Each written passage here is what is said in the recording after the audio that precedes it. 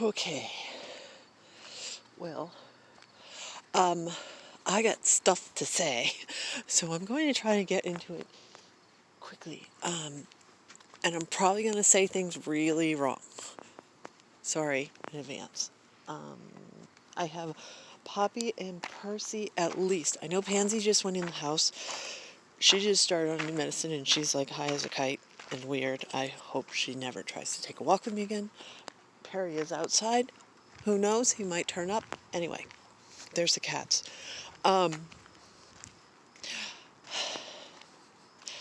I have been reading forums, and I don't participate in it anymore. It's just really bad for me to have conversations with people. It's just no. But I still read them, and I probably shouldn't. But anyway, and there's a couple things that have been coming up, and I was like, I should react, and then I'm like, no, I shouldn't, and I should just let it go, and then I'm like, and it, you know, and these things are going to seem like random, but they're convalescing to me. So, is that even the right word? Anyway, the first post that I wanted to talk about was somebody that was freaking out saying how massively discriminatory it is to call somebody toxic. Out of the blue, that popped up, and I'm like, and you're suddenly concerned for everybody else that somebody might call somebody else randomly toxic? As a friend of mine might say, is that a Christmas tree over there? I think you've dobbed yourself in. This person clearly, well, one, has to have been called it, and two, having read all, well, not all, not even, having read maybe 10% of the post by this person. I don't know. I probably less than that. It's one of those type. It's probably an appropriate description of the person that was making this post. But anyway, so they freaked out in there, like having a couple of different thoughts on it, and me being the, oh, well, I'm kind of known, maybe I'm the one. I mean, I'm constantly, without a doubt, the old videos that get commented on by far are borderline personality disorder, freaking out that I said they are toxic. Well, guess what? I think that there's two kinds of toxic that there's no question about it.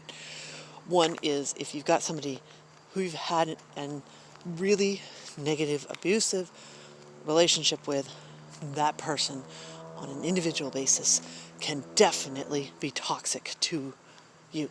But that does not mean that that person is toxic 100% and like should be locked up and put away. It means you and that person, it's a toxic relationship. Duh, right? Well, apparently that's really offensive to some people. And the other thing, the one that really applies, is when I say that borderline is toxic for avoidant personality disorder. And you know what? You don't like the word toxic. I mean, it's accurate. Think of them as like a virus, because that also, as a metaphor, is extremely accurate, because that's how they work. They come in, they figure a way to match perfectly to what an avoidant personality disorder person would need, and then just destroy them. you know, because, yes, a person with borderline is going to be like a chameleon in order to find somebody to give them as much attention as possible. And then,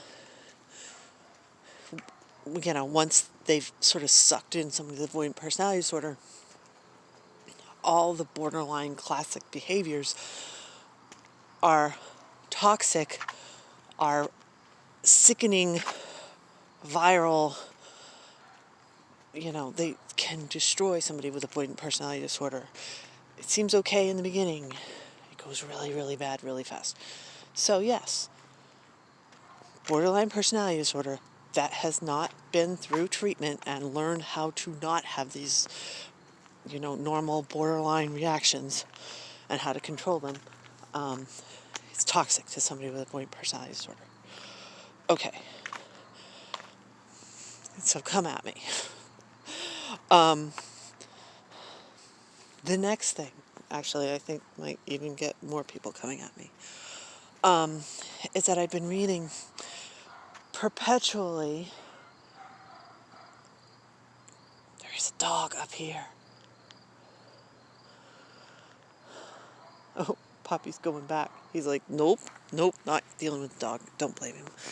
Anyway, so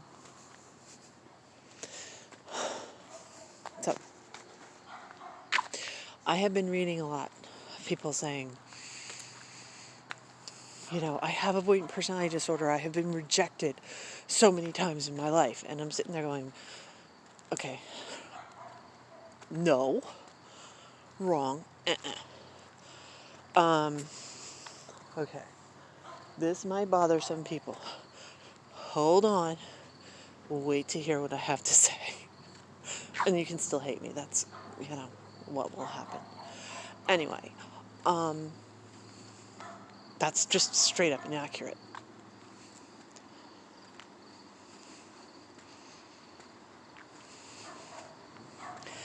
And this is why.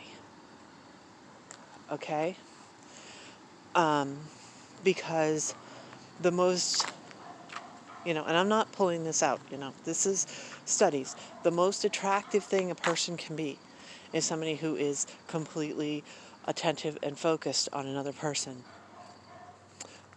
Somebody with avoidant personality disorder spends all their time paying attention, trying to read between the lines of somebody. And it seems like they know them better than they know themselves sometimes, which can really annoy some people, but a lot of people are really into that. Avoidant personality disorder people, if they get into a conversation, there's one of two ways about it. They are either talking to a complete stranger, which means that they don't care about trying to impress the other person at all. Oh, here he comes. He got past the dog. Come on. And so they're focusing on somebody else and they're not trying to sort of leverage themselves into this person's life. And that is actually, this makes me want to choke, but that is super attractive. And I feel like an idiot that it took me so long to figure that one out. Because I'm like, why does anybody ever want to talk to me? And it's like, oh yeah. Because I am not talking about myself, ever. Never. I'm talking about the other person. They think that's great. They think I'm the most fascinating person on the planet because I'm talking to them about them. Oh. Duh. How I didn't realize that, I don't know. Okay, so that's one type of an avoidant person. The other type of an avoidant person can't talk to strangers, can only talk to people that they've already established relationships with, like their family and stuff, who is not going to reject them, and they've already been proven that they're not going to reject them. That doesn't mean that this is a good and safe and non-toxic person, but it means they're not going to reject them. So, The reality is, despite what it feels like otherwise, people with avoidant personality disorder usually aren't rejected.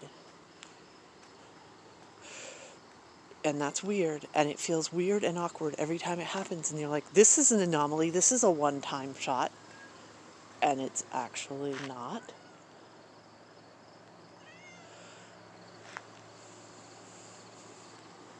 Avoidant personality disorder people are usually pretty interesting people. Mostly because they sort of have to figure out something to do with all their time that they're not spending with people.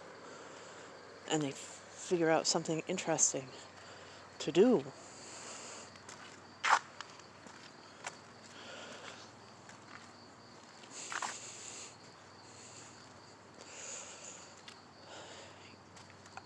I thought it was just a complete bogus BS, flattery from therapists for them to say, gosh, you're always doing something.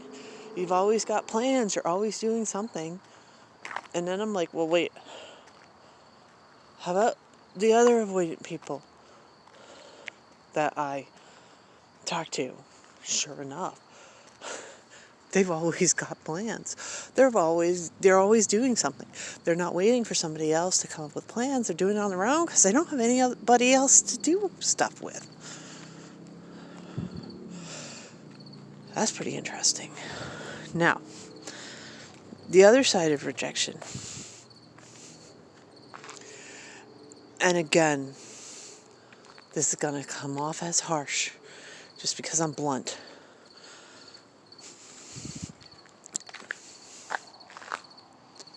What cat?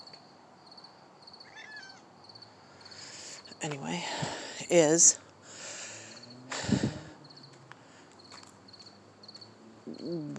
the colloquial term is being creepy. Now, what creepy is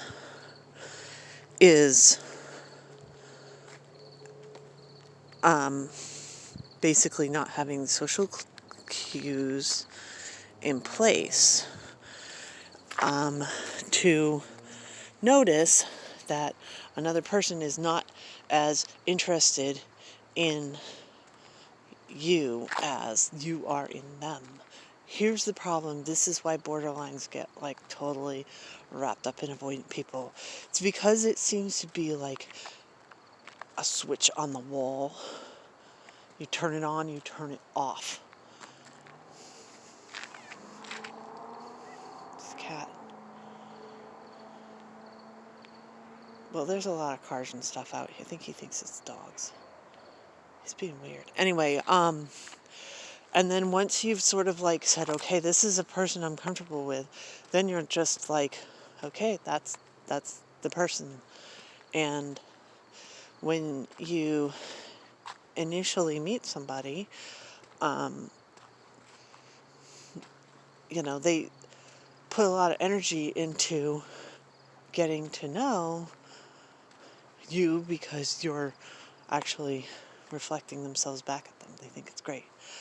I have somebody I know with avoidant personality disorder who's always like, I think the person I meet when I first meet them is who they really are, and then I turn them off. And it's like, no, that's not actually how it happens.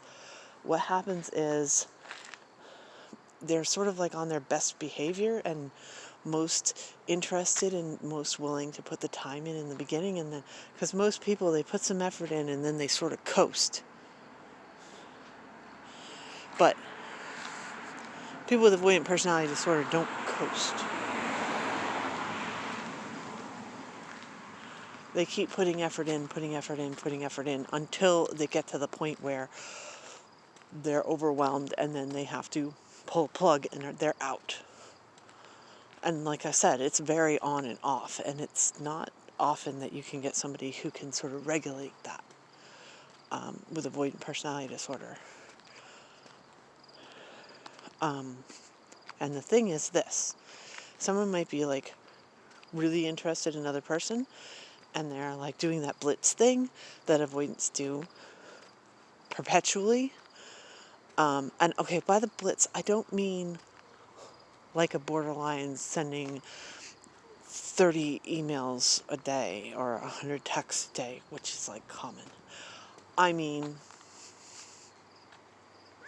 just deep interest in whatever is going on. I mean, I get it and I'll be like, oh my God, why the hell are you asking me all these freaking details about some book that I said I might go get? I don't know what it's called. I don't know what it's about. I don't know where you can get it. Why are you asking me this million questions?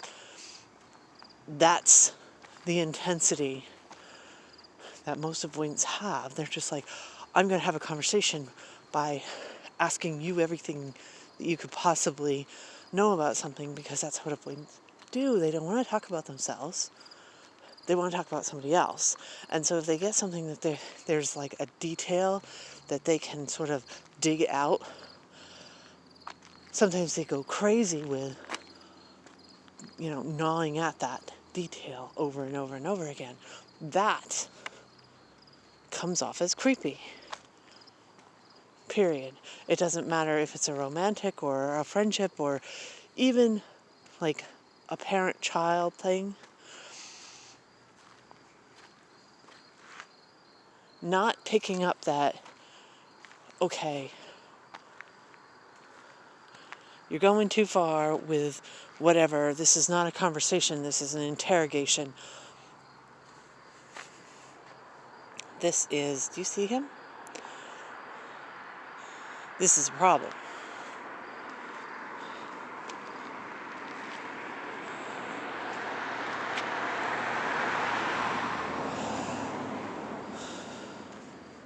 And then people pull back. And the other person might see that as a rejection, and then they take it personally. I mean, okay, it's gonna sound like what I'm saying is, yeah, well, you screwed up royally and you deserve this rejection. No, I know that's what your avoidant thought process is going to be, something maybe not quite as blunt as mine, but it's going to say that. But no, the rejection is not against you. It's against the way you are drilling them with questions. Those are definitely not the same thing. These are definitely social skills that can be practiced. You can pick up cues to say, oh, I'm going too far with these stupid questions. Maybe I need to talk about something else. And there's a big light. Let's turn around, cat. Let's go see if we can go find the ghost. Anyway,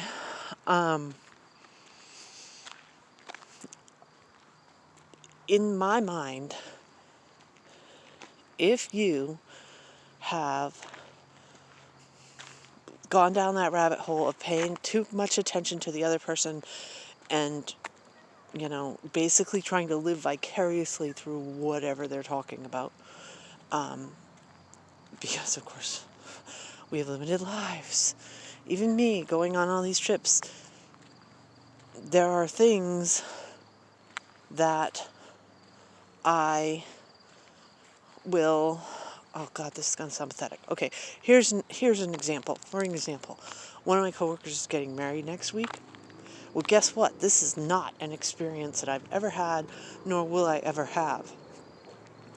And right now, actually, it's good timing because thanks to COVID, anybody who is getting married is having some really funky, weird things. It's not normal. And so lots of people are asking them questions about how in the heck are you pulling this off? I don't know where the cat went. So I can get away with asking questions like, how did this happen? How did that? Blah, blah, blah. I mean, they're not like, I don't think, super invasive questions. I also, because this is a coworker that I can interact with on a very limited basis, like ask one or two questions and that's it. Here he comes. Then I don't go into the overly weird detail thing that makes it seem as creepy. It's just like, again, I'm being sort of conversational, I would not be at all surprised if this coworker saw me as kind of a friend. And of course I'm like, no. No, because I might know quite a bit about the very surface details of stuff, like, oh yes, this is this and this, but I don't know anything deep at all. And so I would consider that super superficial and not real. And you know what? My coworkers heard weird things about me. Like, what is he doing on there? Whatever, a cat will come or it won't. Anyway, because, it's a work situation. So if I need time off of work, you have to answer the question why. So, like for instance, all of my travels knows all about that. Not all about that, but knows that it happened. That's the level. And that's the level it stays at with this coworker, where it's like, it's factual. This person will be having a wedding next week, like a week and a half, something like that. I don't actually know the date. I just know that as of the end of next week, this coworker is going to be on vacation due to wedding.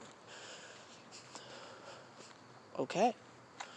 I don't know the details of the day, and I could have gone completely, digging down that hole and asked all these million questions, but I didn't. I'm pretty sure that this particular coworker likes me, and I wish I could put up my fingers to do the quote, air quote thing.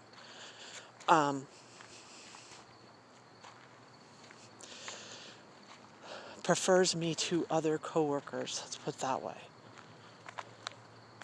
And that's one of the reasons why, is because I'm like, tell me this stuff, and if you want to hear about me, I will give you the most basic facts.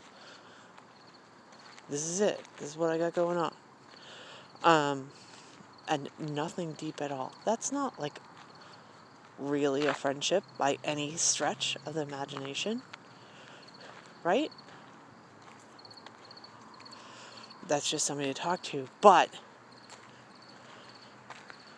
I've not been rejected by any of the coworkers.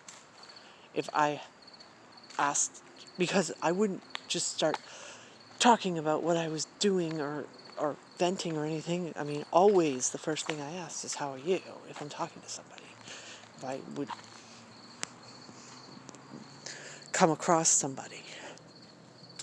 And that's just politeness. Well, guess what? As a polite sort of knee-jerk automatic reaction, that means that people think that I'm interested in them, and therefore they are interested in me. That is, so,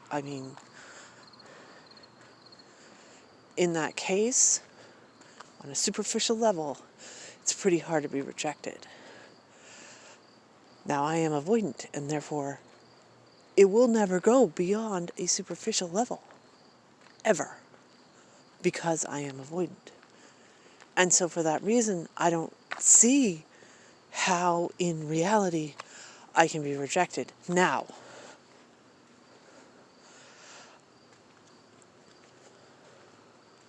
I can feel loss, and I can feel disrespect, and I can feel judgment if I stop interacting with somebody, for sure. I think that's obvious. And I will personalize it way, way, way more than is appropriate or accurate. And so I might, okay, like by the definition, if one of your friends stops talking to you, that is, I guess, by definition, a rejection. But it's not a real rejection. Until you've actually put out feelers and said, I would like to talk to you about something, and they say no, that's not a rejection. That's an assumed rejection. It's not real. Now, there's somebody coming. I've got to wrap this up. As far as borderlines go,